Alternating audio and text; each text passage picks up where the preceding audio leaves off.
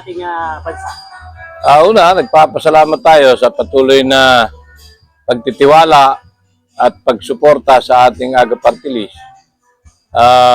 Patunay na talagang kanilang mahal ang ating party list ng mga Batanggenyo dito sa ating lalawigan.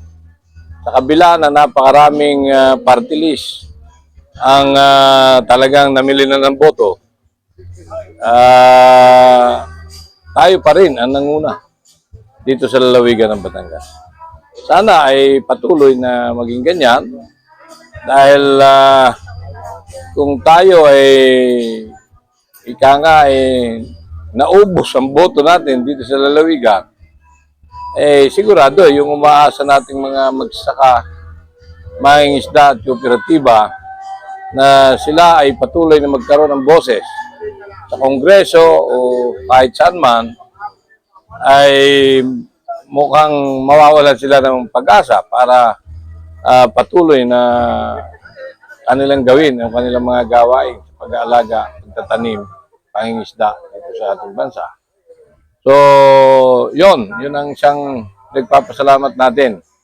At sana sa susunod, kung meron mang mga pilit na namimili ng boto pagdating sa party list election,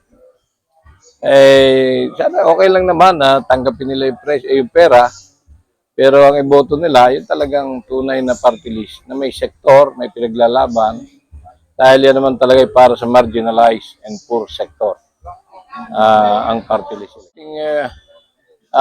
Pinanukala, tayo'y author and sponsor, yung Animal Industry Development and Enhancement Act, kung saan ngayon tinawagan ako, pinaluluwas ako, pupunta kami sa Senate, pipirmahan ko sa BICAM.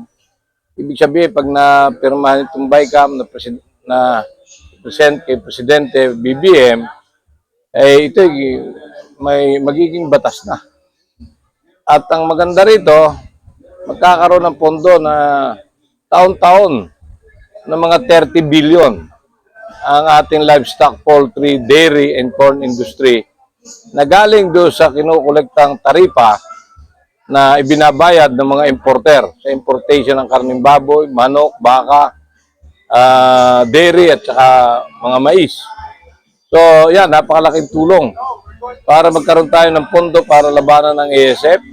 Kung pwede, mabigyan ng libreng bakuna ang mga backyard racers. Kapag ka may mga outbreak at may mga namatay na alagang baboy o manok, ay pwedeng magkaroon ng ibabayad.